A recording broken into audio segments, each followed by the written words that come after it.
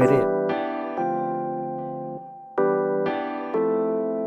ಇದನ್ನು ನಾವು ಕಲಿಕಾ ಹಬ್ಬದಲ್ಲಿ ನಡೀತಾ ಇರ್ತಕ್ಕಂತಹ ಒಂದು FLN ಚಟುವಟಿಕೆ ಅಂದರೆ 7 ನಿರ್ದಿಷ್ಟವಾಗಿರ್ತಕ್ಕಂಥ ಚಟುವಟಿಕೆಗಳು ಯಾವುವು ಮತ್ತು ಅವುಗಳನ್ನು ಹೇಗೆ ಆಯೋಜನೆ ಮಾಡಬೇಕು, ಪ್ರತಿಯೊಂದು ಚಟುವಟಿಕೆಯಲ್ಲಿ ಯಾವೆಲ್ಲ ಅಂಶಗಳನ್ನು ನಾವು ನೋಡ್ಬೋದು, ಯಾವೆಲ್ಲ ಅಂಶಗಳ ಆಧಾರದ ಮೇಲೆ ಮಕ್ಕಳನ್ನು ಸಿದ್ಧಪಡಿಸ್ಬೋದು, ಮಕ್ಕಳಿಗೆ ತರಬೇತಿಯನ್ನು ಕೊಡ್ಬೋದು ಅನ್ನೋದ್ರ ಬಗ್ಗೆ ಒಂದಿಷ್ಟು ಮಾಹಿತಿಯನ್ನು ತಮ್ಮ ಜೊತೆಗೆ ಹಂಚ್ಕೊಳ್ತಾ ಇದ್ದೀನಿ ಸ್ನೇಹಿತರೆ. ಬನ್ನಿ ಹಾಗಾದರೆ ನಮ್ಮ ಈ ಒಂದು ಕಲಿಕಾ ಹಬ್ಬದ ಪ್ರಯುಕ್ತವಾಗಿ 1ರಿಂದ 5ನೇ ತರಗತಿ ಮಕ್ಕಳಿಗೆ ನಡೀತಾ ಇದೆ ಕಲಿಕಾ ಹಬ್ಬ.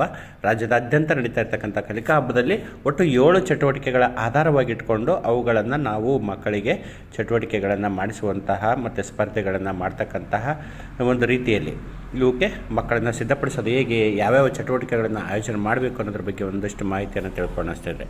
ಈಗ ಮೊದಲನೇದಾಗಿ 1ನೇ ಚಟುವಟಿಕೆಯನ್ನು ನಾವು ನೋಡೋದಾದರೆ ಗಟ್ಟಿ ಓದು ಅಂತ ಇದೆ.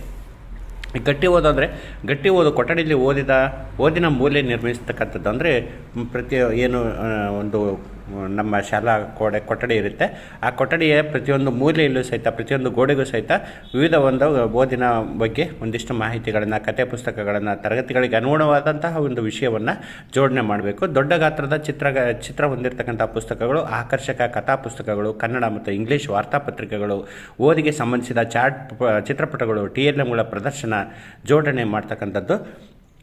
ಅವುಗಳನ್ನು ನಾವು ಗೋಡೆ ಮೇಲೆ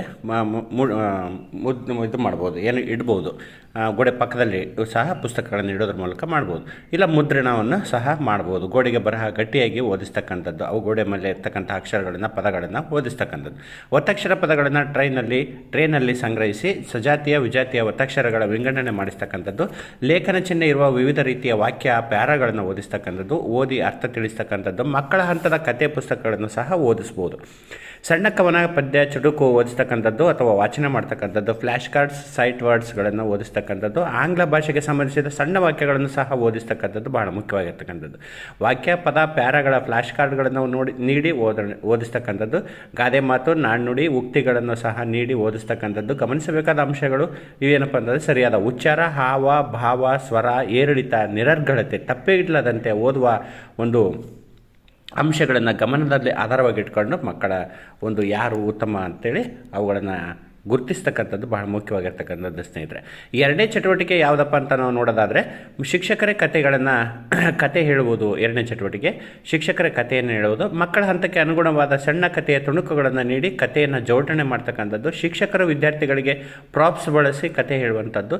ಸ್ಟೋರಿ ಕ್ಯೂಬ್ಸ್, ಡೈಸ್ನಲ್ಲಿ ಪದಗಳನ್ನು ಬರೆದು ಕತೆ ಕಟ್ಟಲು ಹೇಳ್ತಕ್ಕಂಥದ್ದು. ಕತೆ ಬೆಳೆಸುವುದು ಅಂದರೆ ಒಂದು ವಾಕ್ಯವನ್ನು, ಒಂದು ಪದವನ್ನು ಅಥವಾ ವಾಕ್ಯವನ್ನು ಹೇಳೋದ್ರ ಮೂಲಕ ಆ ಕಥೆಯನ್ನು ಮುಂದುವರಿಸಿಕೊಂಡು ಹೋಗ್ತಕ್ಕಂಥ ರೀತಿಯಲ್ಲಿ. ಉದಾಹರಣೆಗೆ, ನಾನು ಮಾರ್ಕೆಟ್ಗೆ ಹೋಗಿದ್ದೆ, ಅಲ್ಲಿ ಒಂದು ತರಕಾರಿಯನ್ನು ತಂದಿದ್ದೆ ಅಥವಾ ಒಂದು ಹೀರೆಕಾಯಿಯನ್ನು ತಂದಿದ್ದೆ ಅನ್ನೋದ್ರ ಮೂಲಕ ಪ್ರಾರಂಭವನ್ನು ಮಾಡಿ ಅದರ ಮುಂದುವರಿದ ಭಾಗಗಳನ್ನು ಮಕ್ಕಳಿಗೆ ಹೇಳುವಂತೆ ಕತೆ ಬೆಳೆಸ್ತಕ್ಕಂತಹ ವಿಧಾನವನ್ನು ಸಹ ಹೇಳ್ತಕ್ಕಂಥದ್ದು. ಶೀರ್ಷಿಕೆ, ಕಥೆಯ ಮುಂದಿನ ಭಾಗ ಊಹಿಸಿ ಹೇಳ್ತಕ್ಕಂಥದ್ದು. ಆಲಿಸಿದ ಕಥೆಯ ಪ್ರಶ್ನೆಗಳನ್ನು ಸಹ ಕೇಳ್ಬೋದು. ನಲಿಕಲಿ ಕತೆ ಪುಸ್ತಕಗಳನ್ನು ಸಹ ಬಳಸ್ಬೋದು. ಚಿತ್ರ ನೋಡಿ ಕತೆ ಹೇಳುವಂತಹದ್ದು. ಕತೆಗಳ ಸೆಟ್ ನೀಡಿ ಚಿತ್ರಪಟ ಹೇಳ್ತಕ್ಕಂಥದ್ದು. ಇಲ್ಲಿ ಸಹಿತ ಇವನ್ನ ನೋಡ್ಬೋದು. ಇಲ್ಲಿ ಗಮನಿಸಬೇಕಾದಂಥ ಅಂಶಗಳು, ಯಾವ ಆಧಾರದ ಮೇಲೆ ಅಂಕಗಳನ್ನು ಕೊಡಬೇಕು ಅನ್ನೋದಾದರೆ ಪದಗಳ ಬಳಕೆ ಇರ್ಬೋದು, ವಾಕ್ಯ ಬಳಕೆ, ಧ್ವನಿ ಏರಿಳಿತ, ಹಾವಭಾವ, ಅಭಿನಯ, ಈ ಅಂಶಗಳನ್ನು ಗಮನದಲ್ಲಿಟ್ಕೊಂಡು ನೀವು ಅಂಕಗಳನ್ನು ಮಕ್ಕಳಿಗೆ ಯಾರು ಉತ್ತಮ ಅಂತ ಗುರುತಿಸ್ತಕ್ಕಂಥ ಕೆಲಸವನ್ನು ಸಂಪನ್ಮೂಲ ವ್ಯಕ್ತಿಗಳು ಮಾಡ್ಬೋದು. 3ನೇ ಪಾಯಿಂಟ್, ಅಂಧ ಬರಹ, ಕ್ಯಾಲಿಗ್ರಾಫಿ. ಸಣ್ಣ ಕಥೆಗಳನ್ನು ಆಲಿಸಿ ಅದನ್ನು ಬರೆಯಲು ಹೇಳ್ಬೋದು. ನೀಡಿದ ವಾಕ್ಯ ಪದವನ್ನು ತಪ್ಪಿಲ್ಲದಂತೆ ಅಂದವಾಗಿ ಬರೆಸುವುದು.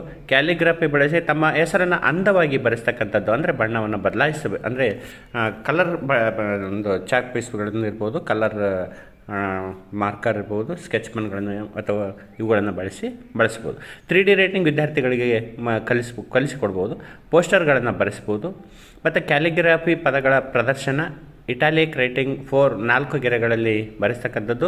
ಮತ್ತು 3-4 ಅಕ್ಷರಗಳ ಪದಗಳನ್ನು ಬರೆದು ಕಾಳುಗಳನ್ನು ಅಂಟಿಸ್ತಕ್ಕಂಥದ್ದು. ಇಲ್ಲಿ ಗಮನಿಸಬೇಕಾದಂಥ ಅಂಶ ಅಂತಂದರೆ ಆಕಾರ, ಶುದ್ಧತೆ, ಸುಂದರ, ಪದ ಮತ್ತು ವಾಕ್ಯಗಳ ಅಂತರ, ಇವುಗಳನ್ನು ಗಮನದಲ್ಲಿಟ್ಕೊಂಡು ಮಕ್ಕಳಿಗೆ ಅಂಧ ಬರಹ ಇದರ ಆಧಾರದ ಮೇಲೆ ಅಂಕಗಳನ್ನು ನೀಡ್ತಕ್ಕಂಥದ್ದು. 4ನೇ ಪಾಯಿಂಟ್ ಯಾವುದಪ್ಪ ಅಂತಂದರೆ, 4ನೇ ಚಟುವಟಿಕೆ ಯಾವುದಪ್ಪ ಅಂದರೆ ಮೋಜಿನ ಗಣಿತ. ಆಕೃತಿ ಗುರುತಿಸ್ತಕ್ಕಂಥದ್ದು ಮತ್ತು ಹೇಳಿದ ಆಕೃತಿ ಬಿಡಿಸ್ತಕ್ಕಂಥದ್ದು ಮಿಂಚುಪಟ್ಟಿಗಳ ಸಹಾಯದಿಂದ ಬೆಸ, ಸಮ, ಸಂಖ್ಯೆ ಚಿಕ್ಕದು ದೊಡ್ಡದು, ಸಂಖ್ಯೆ ಏರಿಕೆ ಇಳಿಕೆ ಸಂಕಲನ ವ್ಯವಕಲನಗಳನ್ನು ಮಾಡಿಸ್ತಕ್ಕಂಥದ್ದು, ನೀಡಿದ ಸಂಖ್ಯೆಯನ್ನು ಸ್ಥಾನ ಬೆಲೆಗೆ ಅನುಗುಣವಾಗಿ ಅಬ್ಯಾಕಸ್ನಲ್ಲಿ ಮಣಿಗಳನ್ನು ಜೋಡಿಸ್ತಕ್ಕಂಥದ್ದು, ಗಡಿಯಾರದಲ್ಲಿ ಗಂಟೆ ಎಳಿಸುವುದು ಮತ್ತು ವಸ್ತುಗಳನ್ನು ಭಾಗ ಮಾಡಿ ಭಿನ್ನರಾಶಿಯಲ್ಲಿ ಎಳಿಸುವುದು, ನೋಟುಗಳ ಸಹಾಯದಿಂದ ಭಾಗಾಕಾರ, ಮಗ್ಗಿ, ಕೋಷ್ಟಕ ರಚನೆ, ಸುಲಭ ಮಗ್ಗಿ ಬರೆಯುವ ವಿಧಾನ ತಿಳಿಸುವುದು, ಗೇಣು, ಮೊಳ, ಮಾರು ಇತ್ಯಾದಿಗಳಿಂದ ಅಳತೆ ಮಾಡಿಸುವುದು, ಮೂಲ ಕ್ರಿಯೆಗೆ ಸಂಬಂಧಿಸಿದ ಫಜಲ್ ಆಟವನ್ನು ಆಡಿಸುವಂಥದ್ದು, ಹಣದ ಲೆಕ್ಕಾಚಾರ ಮಾಡಿಸುವುದು, ಸುಡುಕು ಬಿಡಿಸುವುದು, ಟೆಲಿಗ್ರಾಮ್ ಬಳಸಿ ವಿವಿಧ ಆಕೃತಿಗಳ ಸಹಾಯದಿಂದ ಚಿತ್ರ ಬಿಡಿಸುವುದು ಅಥವಾ ಅಂಟಿಸುವುದು, ಅದನ್ನು ಪ್ರದರ್ಶಿಸುವುದು, ಬೆಂಕಿ ಕಡ್ಡಿ, ಸ್ಟ್ರಾ ಬಳಸಿ ಆಕೃತಿಗಳನ್ನು ರಚನೆ ಮಾಡ್ತಕ್ಕಂಥದ್ದು. ಆಧಾರದ ಮೇಲೆ ಇಲ್ಲಿ ಗಣಿತವನ್ನು ಸಹ ಮೋಜಿನ ಗಣಿತ ಅಂತ ಹೇಳ್ತೀವಲ್ಲ, ಅದನ್ನು ಸಹಿತ ಆಟವನ್ನು ಆಡಿಸ್ಬೋದು. 5ನೇ ಚಟುವಟಿಕೆ ಯಾವುದಪ್ಪ ಅಂತಂದರೆ ಜ್ಞಾಪಕ ಶಕ್ತಿ ಆಟ.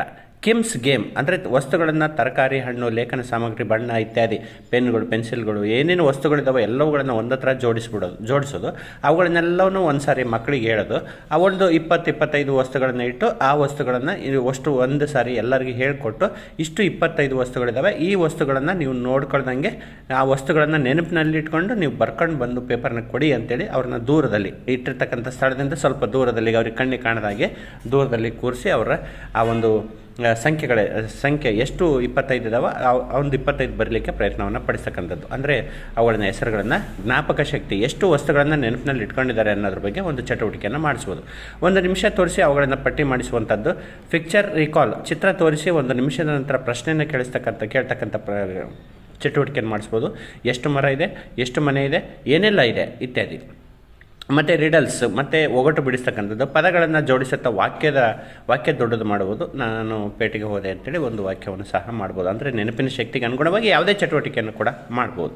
ಆಮೇಲೆ ಟ್ರೆಜರ್ ಹಂಟ್, ಕ್ಲೂಗಳನ್ನು ನೀಡಿ ಅಡಗಿಸಿಟ್ಟಿರುವ ವಸ್ತುಗಳನ್ನು ಹುಡುಕಲಿಕ್ಕೆ ಹೇಳ್ಬೋದು. ಈ ಥರದ್ದು ಸಹಿತ ಒಟ್ಟು ನೆನಪಿನ ಶಕ್ತಿಗೆ ಅನುಗುಣವಾಗಿ ಯಾವುದೇ ಚಟುವಟಿಕೆಯನ್ನು ಕೂಡ ಮಾಡಿಸ್ಬೋದು. 6ನೇ ಚಟುವಟಿಕೆ ಯಾವುದಪ್ಪ ಅಂತಂದರೆ ರಸಪ್ರಶ್ನೆ. ಅಕ್ಷರ ಜ್ಞಾನ, ಸಂಖ್ಯಾಜ್ಞಾನ ಮತ್ತು ಪರಿಸರಕ್ಕೆ ಸಂಬಂಧಿಸಿದ ಪ್ರಶ್ನೆಗಳನ್ನು ಕೇಳ್ತಕ್ಕಂಥದ್ದು ಇದು ಇರ್ಬೋದು. ನೆಕ್ಸ್ಟ್ 7ನೇ ಚಟುವಟಿಕೆ ಯಾವುದಪ್ಪ ಅಂತಂದರೆ ಮೋಜಿನ ಆಟ ಅಂತ ಹೇಳ್ತೀವಿ. ಈ ಮೋಜಿನ ಆಟದಲ್ಲಿ ಕತೆ ಬೆಳೆಸ್ತಕ್ಕಂಥದ್ದು, ಹಗ್ಗ ಜಗ್ಗಾಟ, ಆನೆಗೆ ಬಾಲ ಬಿಡಿಸುವುದು, ಬಕೆಟ್ಗೆ ಬಾಲು ಹಾಕುವುದು, ಹೀಗೆ ಒಟ್ಟು ಒಂದು ಚಟುವಟಿಕೆಯನ್ನು ಕೂಡ ಮಾಡ್ಬೋದು. ಮೋಜಿನ ಆಟ ಅಂತ ಹೇಳ್ತೀವಿ.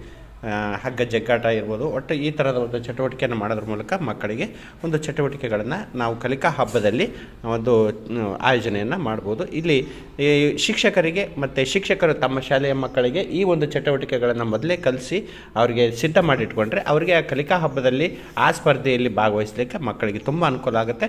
ಇಲ್ಲಿ ಮತ್ತು ಸಂಪನ್ಮೂಲ ವ್ಯಕ್ತಿಗಳಿಗೂ ಸಹಿತ ಅನುಕೂಲ ಆಗುತ್ತೆ. ಹೇಗೆ ಅಂತಂದರೆ ಈ ಚಟುವಟಿಕೆಗಳನ್ನು ಆಯೋಜನೆ ಮಾಡೋದ್ರ ಮೂಲಕ ಆ ಕಲಿಕಾ ಹಬ್ಬದ ಸಂದರ್ಭದಲ್ಲಿ ತಾವು ಈ ಒಂದು ಚಟುವಟಿಕೆಗಳನ್ನು ಮಕ್ಕಳಿಗೆ ಸ್ಪರ್ಧೆಗಳಾಗಿ ನೀಡೋದ್ರ ಮೂಲಕ ಅವರಿಗೆ ಸ್ಪರ್ಧೆಗಳನ್ನು ನಡೆಸ್ಬೋದು. ಮತ್ತು CRPಗಳಿಗೂ ಸಹಿತ ಅನುಕೂಲ ಆಗುತ್ತೆ. ಇದು ತಮ್ಮೆಲ್ಲರಿಗೂ ಅನುಕೂಲ ಆಗಲಿ ಅಂತ ಹೇಳ್ತಾ ನನಗೆ ಥ್ಯಾಂಕ್ ಯು.